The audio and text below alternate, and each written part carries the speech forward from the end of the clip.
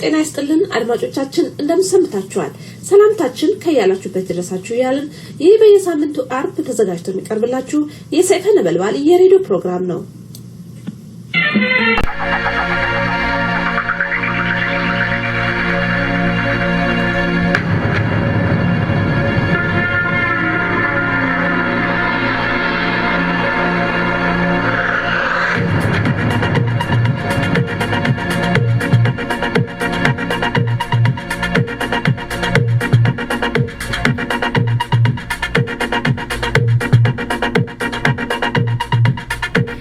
በኢትዮጵያ ለወራት በስር ላይ የቆዩም 3 ግብፃውያን ተለቀቁ። የማንነት ጥያቄ ያነሱ የተባሉ የዶርዜ ተወላጆች እየታሰሩ ይገኛል። አልሸባብ የኢትዮጵያን ሰላይን በሞት በአደባባይ ላይ ቀጣሁት አለ። ሰላም ጤና ይስጥልኝ እንደምንውላችኋል። ዜና እናሰማለን። ከዜናዎቹ ጋራም ኢዮብ ባይሳ ነኝ። ዜናው ሲተነተን እንሆ።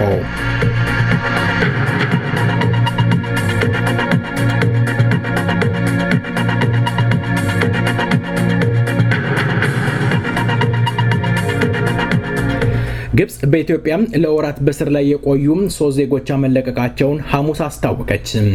በኢትዮጵያ በተለያዩ የኦሮሚያ ክልል ከተሞች ሲካሄዱ ከቆዩ ህዝባዊ ተቃውሞ ጋር በተገናኘ 3 ግብፃውያን እጃቸው አለበት ተብለው ለስር መዳረጋቸው ይታወሳል። የግለሰቦቹ መታሰር ተከትሎ በሁለት ሀገራት መካከል ከ2 ወር በላይ የፈጀ ድርድር ሲያካሂዱ ቆይተዋል። 3ቱ ግብፃውያን ሊለቀቁ መቻላቸውንም አልሐራም የተሰኘው ጋዜጣ ዘግቧል። 3 ግብፃውያን ረቡዕ ምሽት ከአዲስ አበባ ወደ ካይሮ ያቀኑ ሲሆኑ በግለሰቦች ላይ ምንም አይነት ክስ አለመመስረቱን የግብጽ የውጭ ጉዳይ ሚኒስትር ባወጣው መግለጫ አስታውቋል። የ3 ግብፃውያን መታሰር ተከትሎ የሀገሪቱ የውጭ ጉዳይ ሚኒስትር ሳማ ሹኩር በህዳር ወር መጨረሻ ላይ ወደ አዲስ አበባ በመጓዝ በጉዳዩ ዙሪያ ከኢትዮጵያ ባለስልጣን ጋር መምከራቸውም ተመልክቷል። የኢትዮጵያ የውጭ ጉዳይ ሚኒስትር የግብጽ መንግስት ለተቃዋሚዎች ኃይሎች በተለይም ለኦሮሞ ነጻነት ግንባር ኦነግ ድጋፍ በማድረግ በሀገሪቱ ህዝባዊ ተቃውሞ እንዲቀጣጠል አስተዋጽኦ አድርጓል ሲል ይፋ ተቃውሞን ማሰማቱ ይታወሳል። ይሁንና የግብጽ የውጭ ጉዳይ ሚኒስትር በኢትዮጵያ ውስጥ የጣልቃ የመግባት ፍላጎትም አልነበረንም፣ አሁንም አይኖረንም፣ እኛም ኢትዮጵያ ላይ ጣልቃ አንገባም አለ። የሀገሪቱ ፕሬዝዳንት አብዱል ፈታህ አልሲሲ ሀገራችን መቼም ቢሆን በኢትዮጵያ የውስጥ ጉዳይ ጣልቃ እንደማትገባና ገብታም እንደማታውቅ በግልጽ መቃወማቸውን አስረድቷል። በአዲስ አበባ ለእስር ተዳርገው ከቆዩት 3ቱ ግብፃውያን መካከል አንደኛው የራዲስ ሆቴል ስራ አስኪያጅ የነበረ ሲሆን 2ቱ ደግሞ በተለያዩ የድርጅት መስሪያ ቤት ውስጥ ተቀጥረው ይሰሩ እንደነበረም ታውቋል። የኢትዮጵያ መንግስት በዚህ ጉዳይ ላይ ምንም አይነት ጋዜጣዊ መግለጫ አልሰጠም። የወያኔው ሰላይ በአልሸባብ በአደባባይ ተገደለ። ማክሰኞ ዕለት ጽንፈኛው ቡድኑ አልሸባብ 20 ዓመት ወጣት ኢሳቅ አብሽሮ እና የ15 ዓመት ታዳጊ አብዱራዛቅ ሼክ አሊ ግብረሰዶማዊ ምግባር ሲፈጽሙ አልሸባብ ፖሊሶች ተይዘው ሞት ተፈርዶባቸው አንገታቸው ተቀልቷል። ከሁለቱ ወጣቶች በተጨማሪ በተባበሩት መንግስታት ድርጅት የአፍሪካ ህብረት ሰላም አስከባሪ ጦር አሚሶም ስር ለሚገኘው የኢትዮጵያ ጦር ሲሰለል ነበር በማለት ኢሳድ መሐመድ አሊ የተባለውን አንድ የአካባቢ ነዋሪ ሶማላዊ ቡዋሊ ከተማ አደባባይ ላይ ተገሏል። አልሸባብ ግድያውን አስመልክቶ ለማህበረሰቡ አጸያፊ ድርጊት የሚያስተምር ሲል መግለጫ ሰጥቷል። እንደዚህ አይነት አስጠያፊ ስራ የሚሰሩትን በአደባባይ እንደሚቀጣ ገልጿል። ሶማሌን አልቃዳና አልሸባብ በተደጋጋሚ አሁንም የሽብር ጥቃት እየፈጸሙ ይገኛሉ። የወያኔ ሰላዮች በአንዳንድ ቦታዎች በሶማሌና በአልሸባብ አሁንም እየተገደሉ ይገኛሉ። የማንነት ጥያቄ አነስታቸዋል በሚል ከ35 በላይ የዶርዜ ተወላጆች ላለፉት 2 ወራት በአርባ ምንጭ እና በጨንጫ እስር ቤቶች ታስረው እንደሚሰቃዩ ተገለጸ። የዶርዜ ተወላጆች በአካባቢያችን ልማት የለም፣ መብታችን አይከበርም በማለት ጥያቄያቸውን ከጠቅላይ ሚኒስትሩ እስከ ፌዴሬሽን ምክር ቤት አቅርበዋል። ዋና የሚባሉ የዶርዜ የሀገር ሽማግሌዎችና ታዋቂ ሰዎች እየተፈለጉ መታሰር ላይ መሆናቸው ታውቋል። የሽብርተኝነት ክስ እየተመሰረተባቸው እነዚህ ሰዎች በባህላዊ ጭፈራቸው ላይ ጦር ይዘው በመውጣታቸው ለሽብርተኝነት አንድ ማስረጃ ሆኖ ቀርቦባቸዋል። እስረኞቹም ከፍተኛ ለሆነ የምግብና የውሃ ስቃይ እየተጋለጡ ይገኛሉ። የአካባቢ ካድሮች በጋሞና በዶርዜ መካከል ግጭት ለመፍጠር ለአመታት ሙከራ ሲያደርጉ እንደነበረ የአካባቢ ምንጮች ይገልጻሉ። ኮማንድ ፖስት እየተባለ የሚጠራው ወታደራዊ እዝ በአርባ ምንጭና በአካባቢው 80 የሚሆኑ የተለያዩ የፖለቲካ ድርጅቶች መሪዎችን አስረው የተወሰኑ ለአብዮታዊ ዲሞክራሲያዊ ስልጠና በሚል ሲዳማ ዞን ውስጥ ወደሚገኘው አቦቴ ወደሚባለው ቦታ እስር ቤት ሲወስዷቸው 6 የሚሆኑን ደግሞ ከተለያየ የፖለቲካ ድርጅቶች ጋር ግንኙነት አላችሁ፣ የሲዳማ ነፃ አውጪዎችን ትደግፋላችሁ በሚል እያሰቃዩቸው እስካሁን ድረስ መከራ ውስጥ እንዳሉ ከቦታ የሚደርስ መረጃ ይገልጻል። ዜናው በዚያ በቃ። መልካም ቆይታ ከቀሪ ፕሮግራማችን ጋር። በዚህ ዜማ ወደ ሌላ ፕሮግራም እንሻገራለን።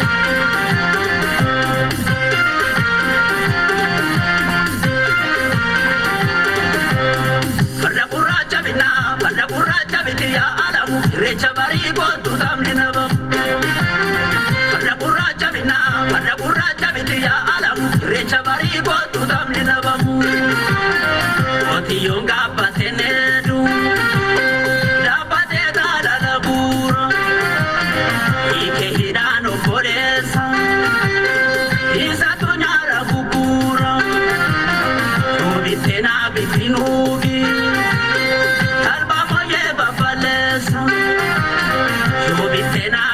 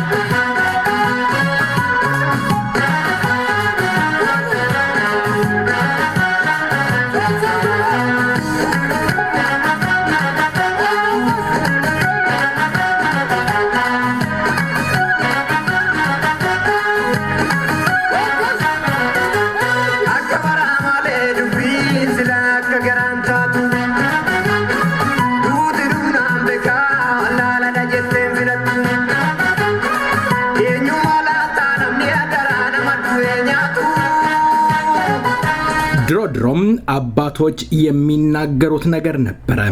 ሁሉን ነገር መቻል ተቻችሎም መኖር የሚሉት ነገር ትልቅ አባባል ነበረ። ዘንድሮም ሁሉም ነገር ተበላሽቶ ሁሉም መባላት የሚመስልበት ሁሉም ይባላ ተብሎ ተፈቶ የተለቀቀ ይመስላል።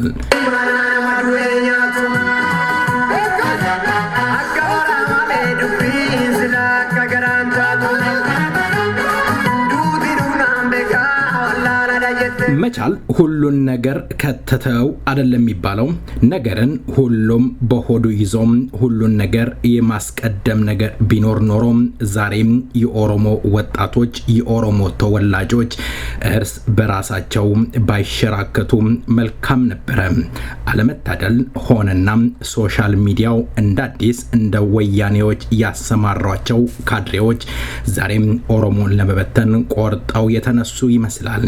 ሰው የሞተውን አደራም እንዴት ይበላ ይሆን?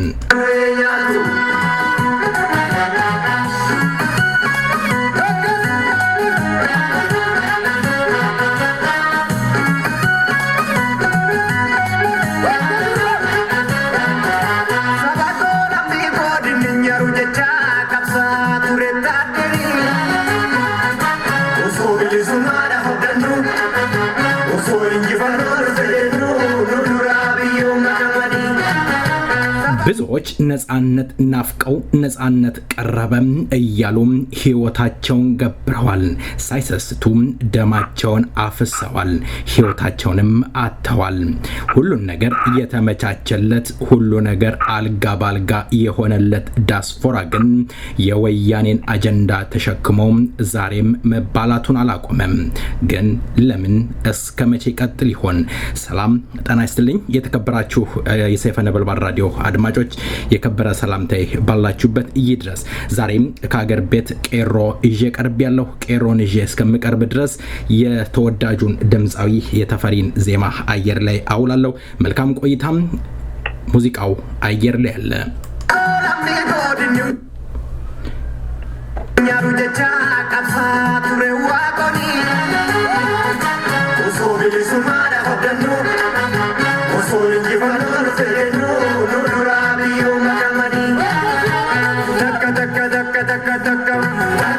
Kanama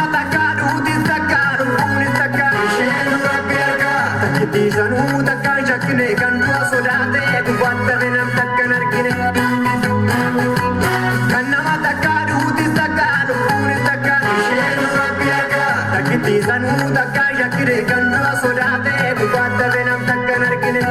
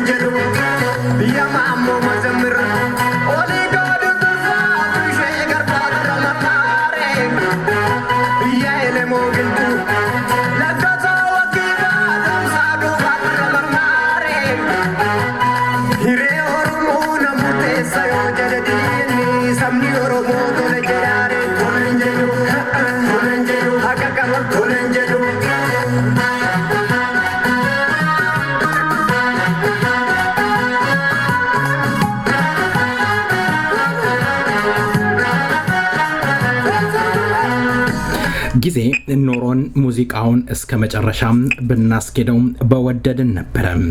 ዛሬም ቁጥራቸው በርከት ያለ የኦሮሞ ተወላጆች በእስር ቤት እየተሰቃዩ ይገኛሉ። አመራሮችም እየተያዙ ከአሸባሪ ጋር ወስልታቸዋል የሚባሉት በርከት ብለዋል። በድጋሚ መልካም ቆይታ። የስልክ ጥራት ችግር አለ፣ ቀድመን ይቅርታ እንጠይቃለን። ኔትወርኩ ራሱ እጅግ አስቸጋሪ ነው። ቄሮ ትሰማኛለህ? አንተ ጋር የሚንጫጫ ነገር አለ። እሱን ነገር ማስወገድ ትችልልኝ ይሆን? ኦኬ አንተ ብራንደኝ ነው ያና ብራማ ኔትወርክ ዳ መልካም ድምጽ የሚጮህ አለ። አድማጮች እንግዲህ ዋናው መልእክቱንም ድጋሚ በመስመር ላይ አግኝቼዋለሁ። ስልክ በጣም አስቸጋሪ ነው። ቄሮ ትሰማኛለህ? መልካም እንግዲህ ወደ ውይይታችን እገባለሁኝ። እስኪ በአሁኑ ወቅት በኦሮሚያ ክልል ውስጥ ያለው የህዝባዊ እንቅስቃሴ ምን ይመስላል? አገሪቷ አሁን ያለችበት ሁኔታ ምን ይመስላል? biyya keessa jiru baay'ee haala ulfaataa keessa ta'ee uummanni Oromoo dargaggoonni Oromoo haala ulfaataa fi akka rakkisaa ta'e keessatti akkuma beekamu waraana agaaziidhaan wal jala dhaabbachuu fi waraana agaaziidhaan wayita Oromiyaan goolamaa jirtu kana keessatti haalli biyyattiin keessa jirtu daranuu hammaataa fi keessattuu kan jiruuf jireenya uummata Oromoo Hotel Bulaa Oromoo kan uummata Oromoo kan magaalaa fi kan baadiyyaa kan barattoota Oromoo kan dargaggoota Oromoo fi hojjettoota illee sadarkaa hundarratti haala hiraarsaa fi haala ulfaataa keessa uummanni keenya kan jiru. Sunis maalinni waraana kumaandi poostii mootummaa yeroo dhaabanii state of emergency jedhanii bulchiinsa waraanaa jala egaa guutummaatti biyyattiin galtee akka jirutti bulchiinsi waraanaaf jedhamee labsiin state of emergency sun kan godhame akka guutummaa biyyattiitti osoo hin taane safareetilii Oromiyaa qofarratti xiyyeeffannaa addaan godhamee waraanni mooraa waraanarraa gara Oromiyaa godina hundarratti deebi'ee uummata Oromoo hiraarsuu irratti uummata Oromoo dadhabsiisuu irratti sochii uummata Oromoo jala dhaabbachuu irratti kan inni argamu yoo ta'u uummanni Oromoo waraana kanaa fi akeeka mootummaan kun itti adeemaa jiru sochii uummata kana dhaabsisuu mirga uummata kanaa dhabsee itti fufinsaan uummata kanatti roorroo itti fufuudhaa fi haala mootummaan kun itti aanjeffatu barbaadu dura uummanni Oromoo kallattii hundaan kan inni jala dhaabbataa jiru akka sochii duraanii ifatti ba'anii warraaqsa gochuun qawweedhaa fi uummataan dhumaatii hin taane keessa uummata keenya waan galchuu ummatuuf sanarraa bifa adda ta'eetiin sochiin godhamaadhuma jira.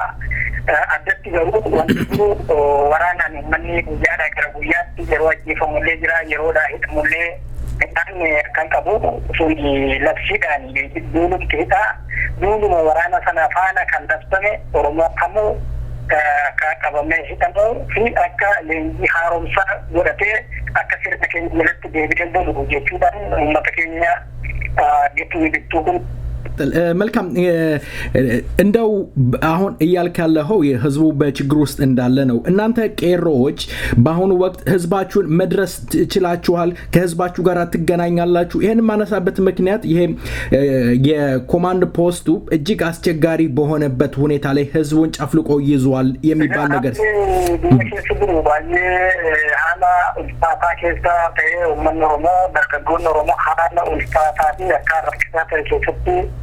akkuma beekamu waraana agaazidhaan waljala dhaabbachuu fi waraana agaazidhaan wanta waraanaan loolamaa jirtu kana keessatti haalli biyyattiin keessa jirtu daranuu hammaataa fi keessattuu jireenya uummata Oromoo ka qotee bulaa Oromoo ka uummata Oromoo ka magaalaa fi kan baadiyyaa kan barattoota Oromoo kan dargaggoota Oromoo fi hojjettoota illee sadarkaa hundarratti haala hiraarsaa fi haala ulfaataa keessa uummanni keenya kan jiru sunis maalinni waraana kumaandi poostii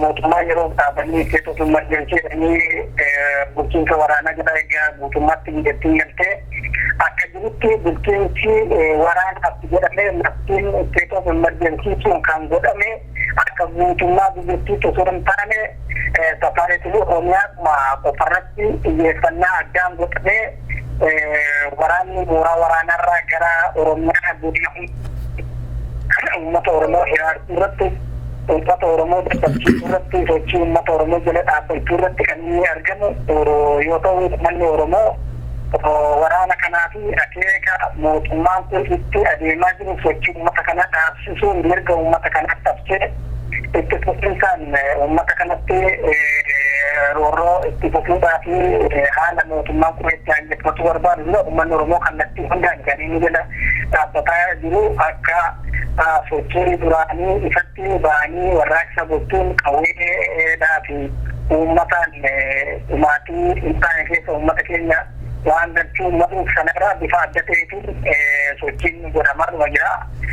Addatti garuu wanti jiru waraanaan uummanni guyyaadhaa gara guyyaatti yeroo ajjeefamullee jira yeroodhaa hidhamullee midhaan kan qabu sun labsiidhaan duuluun keessaa duuluma waraana sana faana kan dabsame Oromoo kamuu qabamee hidhamuu fi akka leenjii haaromsaa godhatee akka sirna keenya jalatti deebi'ee bulu jechuudhaan uummata keenya bittuu kun.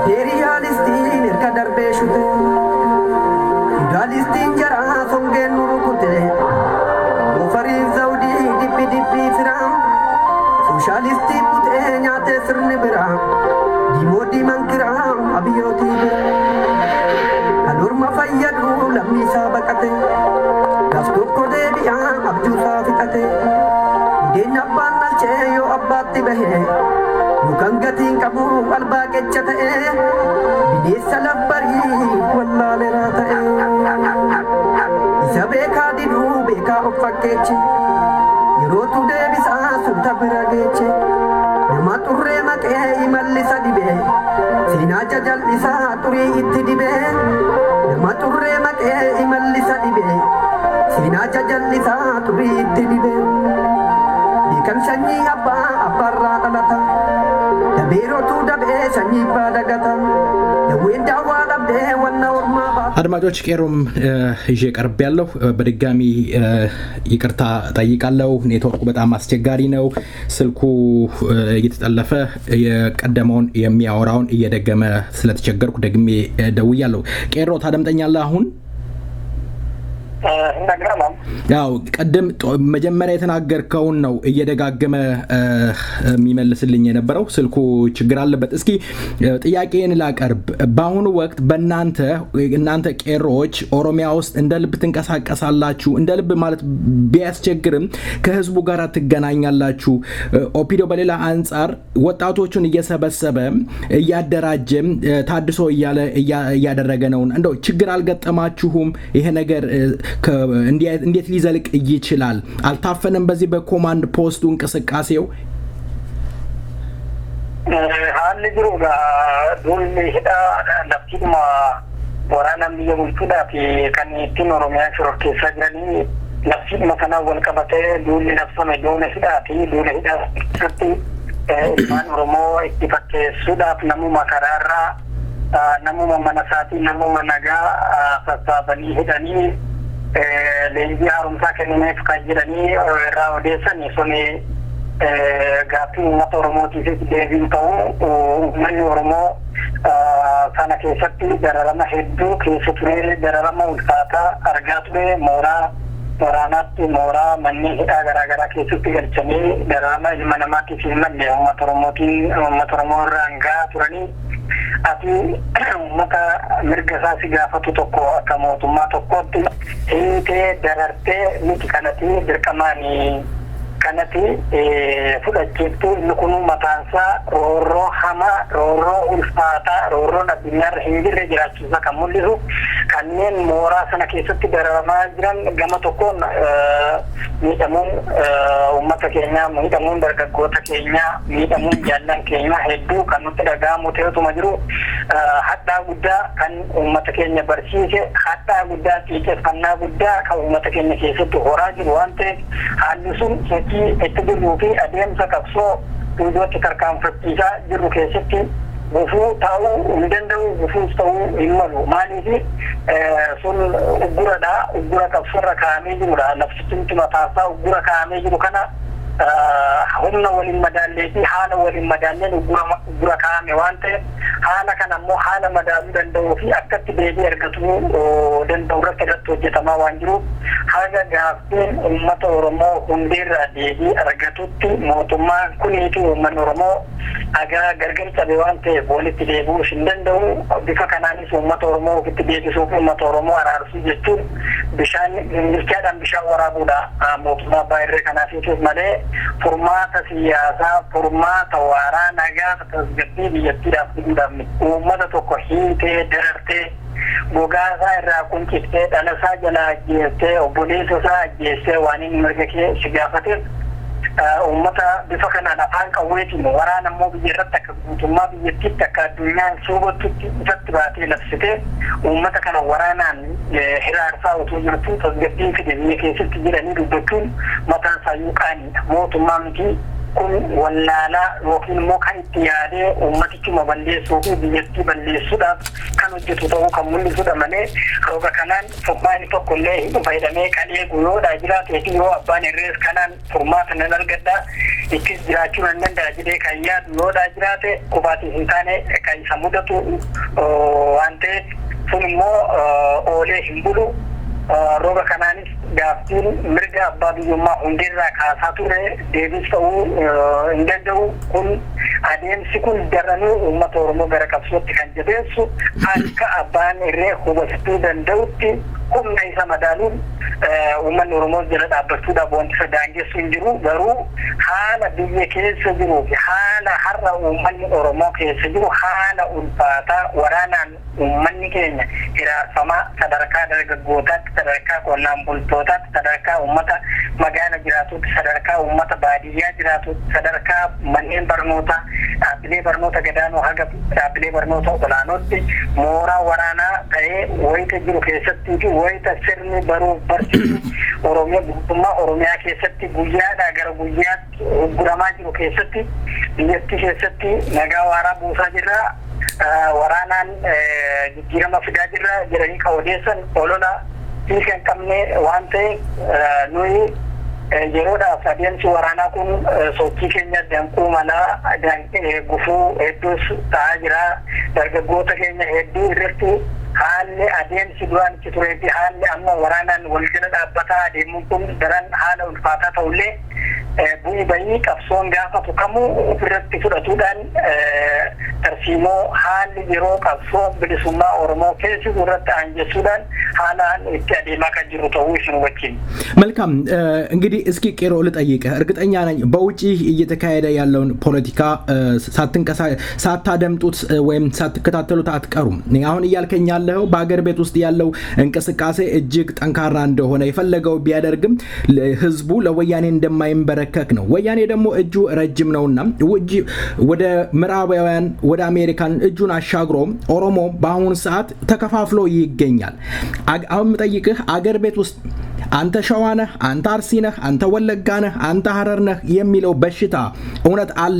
ህዝቡ ተከፋፍሏል? አገር ቤት ያለው በውጪ እንደምትመለከተው በጣም የኦሮሞ ህዝብ በውጪ ያለው ዲያስፖራው እየተከፋፈለ ይገኛል። እናንተ ቄሮዎች ምን ትሉኛላችሁ? በዚህ ላይ ምን አስተያየት አላችሁ?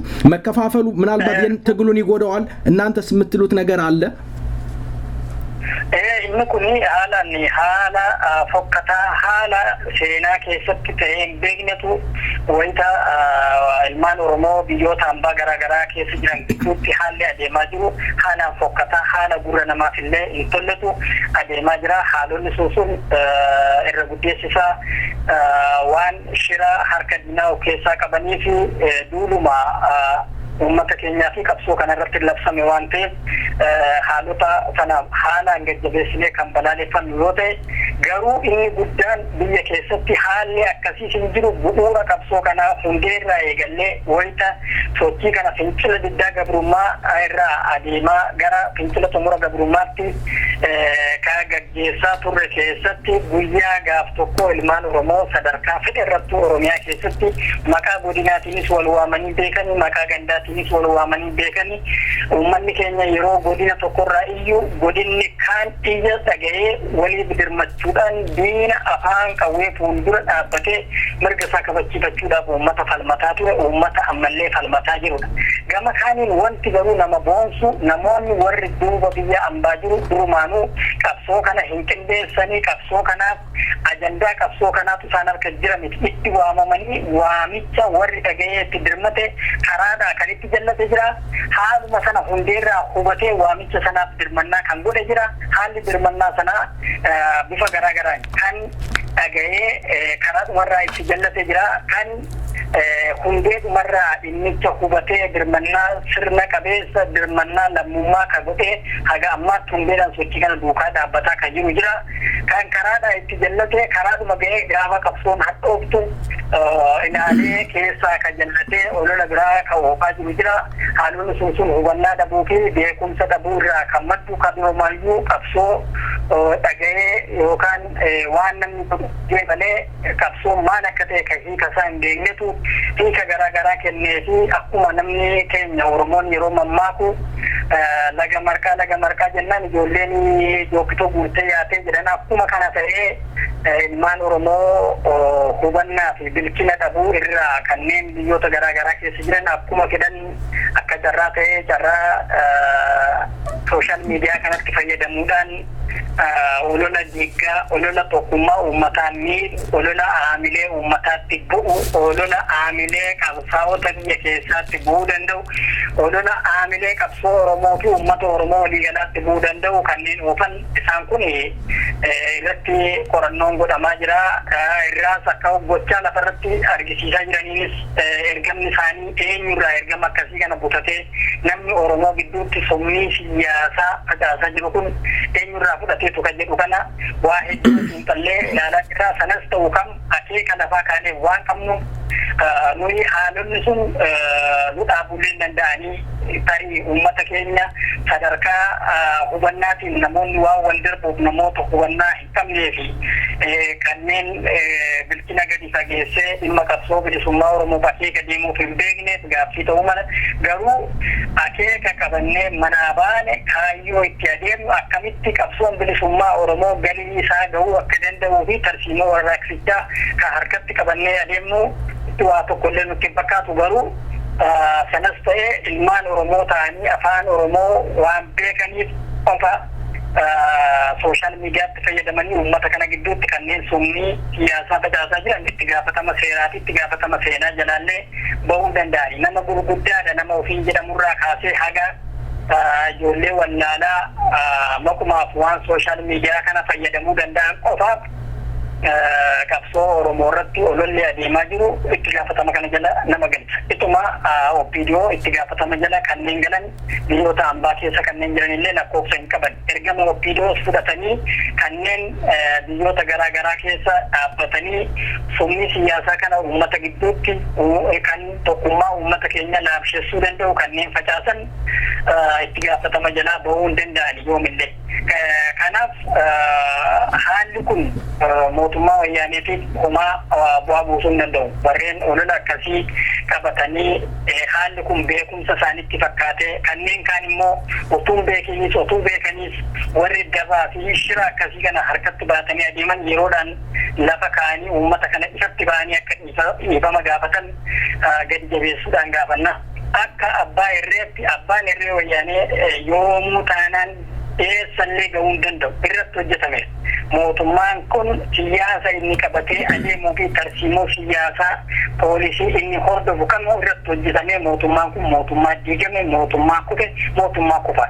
Mootummaa kufaa ta'uusaa kufuusaa ofii isaatiin ibsee waraana qofaan biyya wayita inni hiraarsaa jirutti mootummaa kana itichuu fi mootummaa kana jala duuluudhaan olola qabsoo bilisummaa Oromoo irratti kanneen guuran mootummaa kana fa'aa waliin itti gaafatama jala galuudhaaf jiru. Kanaaf kana hubachuudhaan kanneen Oromummaa isaaniitti amananii fi dhugaa Oromoof kanneen dubbatan yeroodhaan farra qabsoo fi olola farra tokkummaa kanarraa of deebisanii uummata Oromoo dhiifama gaafachuudhaan gara mooraa qabsoo bilisummaa Oromoo duukaa hiriiruu jabeessuu irratti akka fuulleffatan. Yoo sana godhuu hin dandeenye afaan isaanii qabatanii qabsoo bilisummaa Oromoo irraa ufa dabatanii akka ta'an. Yoo ufa dabachuu hin dandeenye sana godhuu hin dandeenye yerootti isaan wayyaanee waliin ufa dabatanii yeroo isaan ta'an waan dhufuuf kun hagas nummuddu. Isa kana kan nuti jechuu barbaannu. Abbaan irree irratti hojjetameera. Abbaan irree kanaa ol adeemuu hin danda'u. Saansiin ittiin adeemaa ture hunduu nyaatameera. Irratti hojjennee sana dhabamsiisneerra.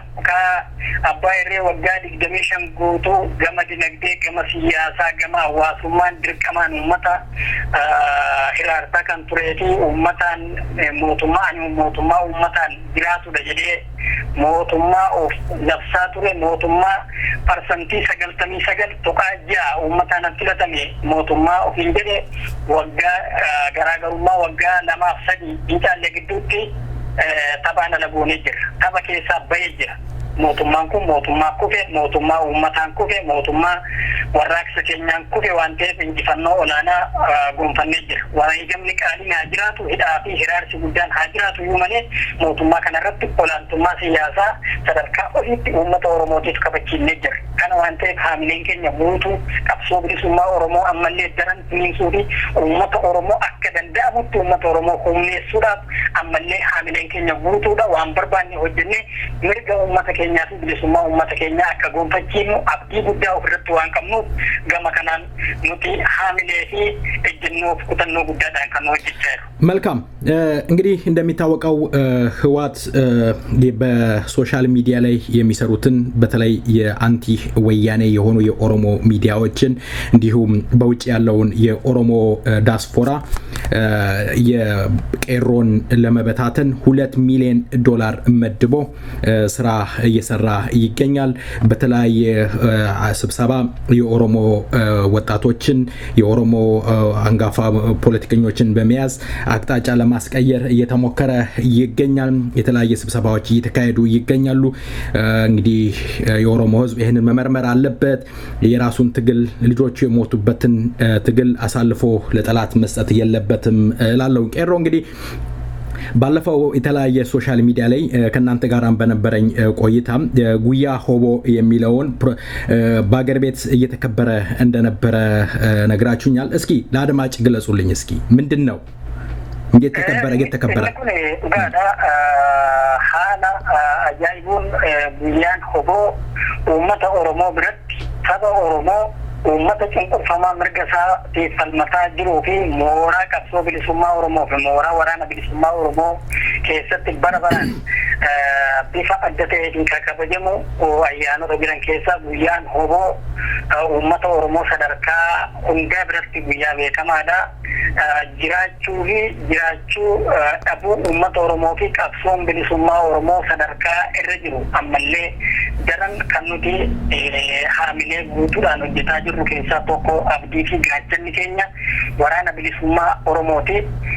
Saniif guyyaan amajjii tokko bara 2017 bara kana bifa adda ta'een guyyuma kana irra giddugaleessa Oromiyaa godina lixa shaggar godina kibba lixa shaggarii fi godina baha Oromiyaatti bifa adda ta'een guyyuma kana hooggantoonni qabsoo warraaqsa fincila xumura gabrummaa biyya keessaa qeerroon bilisummaa Oromoo bifa adda ta'een uummata waliin ta'uudhaan sadarkaa garaa garaa irratti kabajamee suuraan kan deeggaramee fi ibsoota ejjennoo guyyaa kana waliin wal qabatee kan dhiyaate kallattii garaa garaatiin miidiyaa fi sooshaal miidiyaarraa tamsa'ee jiru bifa adda ta'een ka baranaa kun kan inni kabajame biyya keessatti. Sunis maal agarsiisa?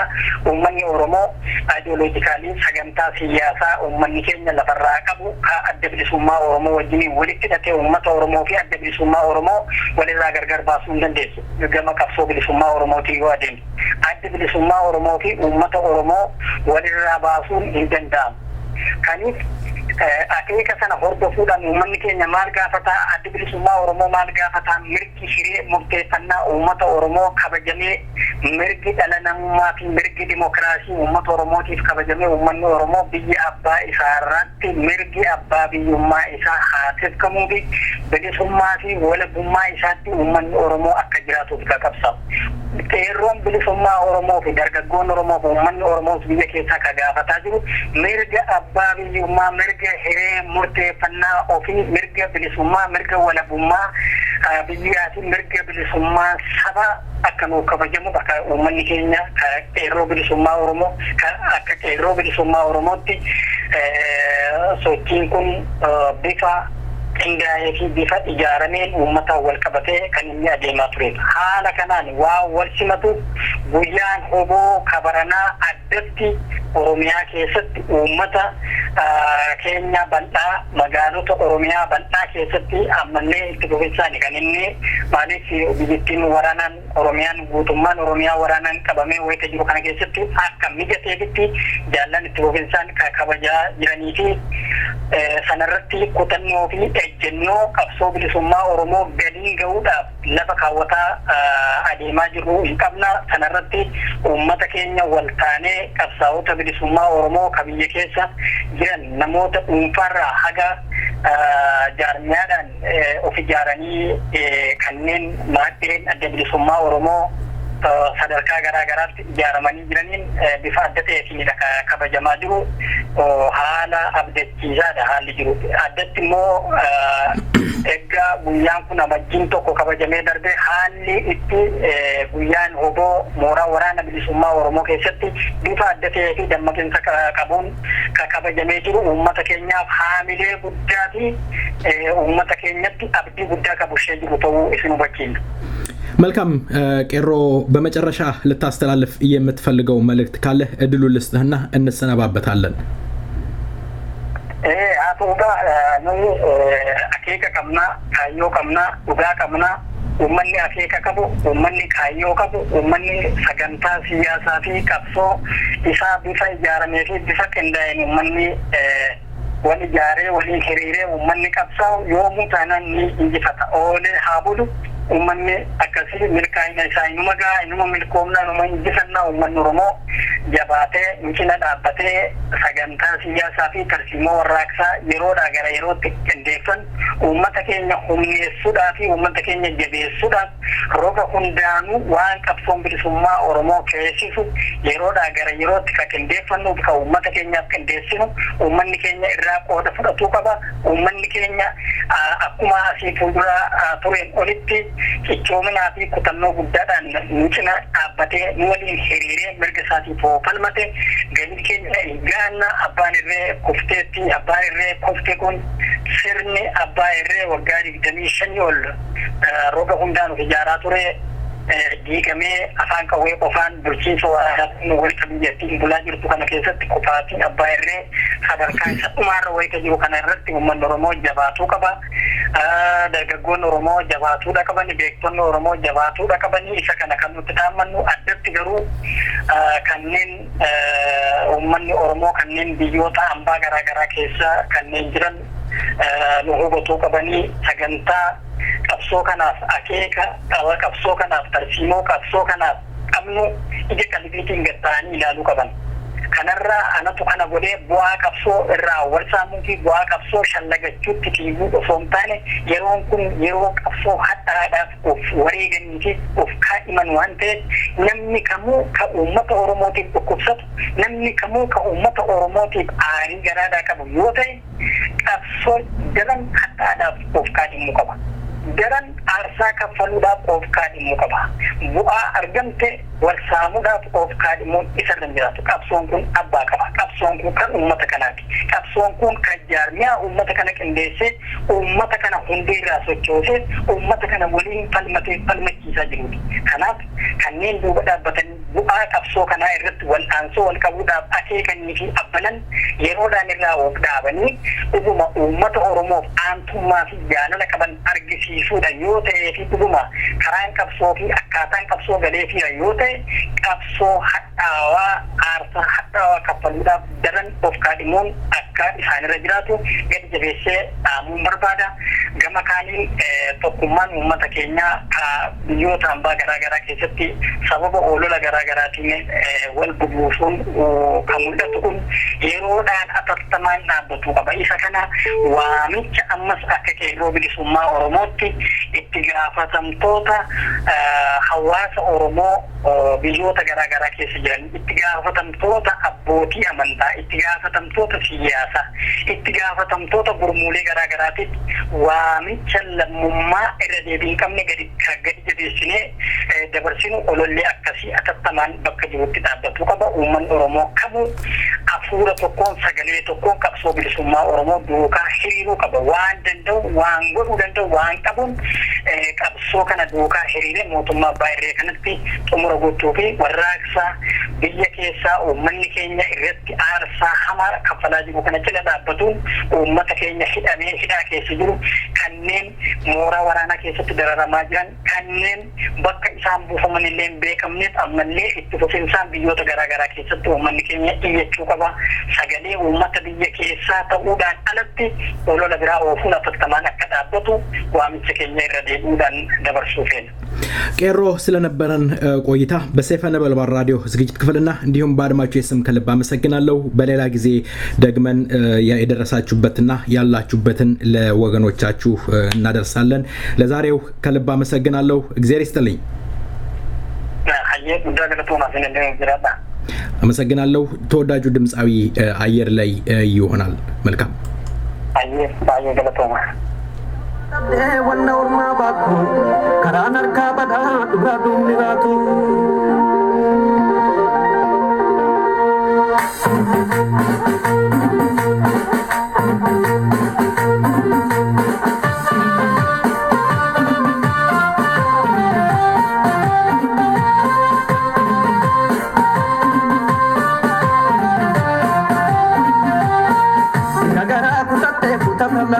Chalise bulet gowa se anan anu kicho alaga okon fayu jatuga dumate borri se hayu nagara kusatte putalan chalise bulet gowa se anan anu kicho alaga okon fayu jatuga dumate borri se hayu